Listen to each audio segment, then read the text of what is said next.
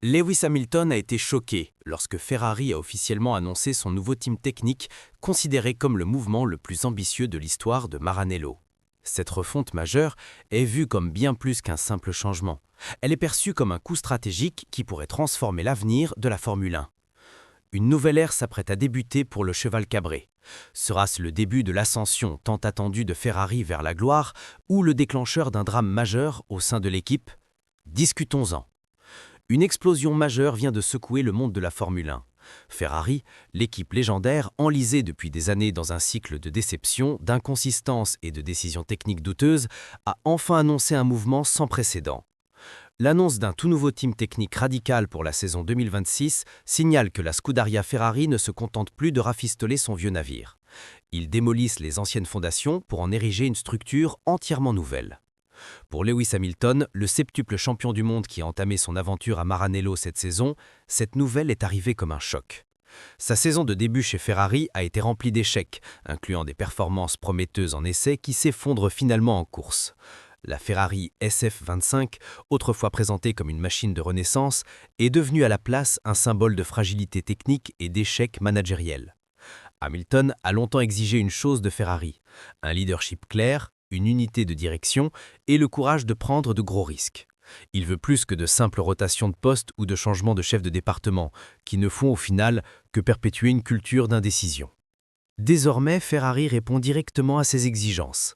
Frédéric Vasseur, le grand patron de la Scuderia, a annoncé qu'il supervisera personnellement chaque décision technique majeure. De plus, il a formé un trio technique d'élite avec une autorité totale pour concevoir la voiture de 2026, destinée à mettre fin à l'ère sombre de Ferrari. Hamilton n'a pas été surpris par les changements en eux-mêmes. Ferrari a fait cela de nombreuses fois, mais par l'ampleur et la détermination des mesures annoncées. Ferrari traverse une véritable révolution structurelle, pas juste un changement de nom. L'entreprise a recruté 3 figures clés censées poser les bases d'une nouvelle ère à Maranello. D'abord, Loïc Serra, un ancien expert de Mercedes avec une solide réputation en dynamique véhicule et comportement des pneus.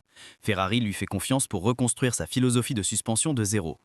Son arrivée est donc considérée comme un pas majeur. L'objectif est clair, livrer une voiture stable et prévisible qui donne à Lewis Hamilton et Charles Leclerc une confiance totale, surtout lors des freinages brusques et des manœuvres en virage lent. Ensuite, Diego Tondi, le nouveau chef de l'aérodynamique chez Ferrari avec un mandat élargi. Il est chargé d'assurer que les voitures de Ferrari aient une philosophie aérodynamique cohérente et excellent non seulement au simulateur, mais aussi sur la piste réelle. Avec les nouvelles réglementations de 2026 qui mettent l'accent sur l'efficacité entraînée et la distribution d'énergie, le rôle de Tondi est particulièrement crucial pour déterminer si Ferrari peut être compétitive. Enfin, il y a Frank Sanchez, une figure relativement inconnue qui occupe désormais un poste stratégique apportant une vision unificatrice. Sa tâche est d'intégrer tous les éléments cruciaux, de la suspension à l'aéro et à l'unité de puissance, pour qu'ils ne fonctionnent plus séparément comme des projets rivaux. Sanchez est attendu pour être la colle qui fera de Ferrari une équipe fonctionnant en parfaite harmonie, quelque chose qui a été leur plus grande faiblesse jusqu'ici. L'échec de Ferrari en saison 2025 a été une leçon amère difficile à oublier, particulièrement à cause de sa philosophie de suspension attirant instable et de son package aérodynamique incohérent. Les voitures Ferrari semblaient souvent compétitives sur un circuit, mais peinaient sur un autre. Lewis Hamilton a même lancé un commentaire cinglant sur la radio d'équipe, disant qu'il se fichait désormais de finir 8e. Ce n'était pas une explosion passagère, mais le reflet de la fracture profonde que la structure technique de Ferrari avait atteinte. La confiance des pilotes dans la direction du développement de la voiture était presque perdue, et la salle de contrôle de Maranello était emplie de plus de confusion que de solutions. Cependant, un nouveau chapitre s'ouvre désormais avec l'arrivée de Loïc pour régler les problèmes de suspension. Ferrari reconstruit les fondations de la confiance en une voiture stable et prévisible. Diego Tondi est arrivé pour révolutionner l'aérodynamique, démontant la philosophie ratée du passé et livrant un package bien plus en phase avec les caractéristiques des pneus et les styles de pilotage de Hamilton et Charles Leclerc. Enrico Sanchez a été chargé d'unifier toutes les lignes techniques pour s'assurer que chaque idée et innovation coulent dans une direction claire et unique, sous la supervision directe de Frédéric Vasseur.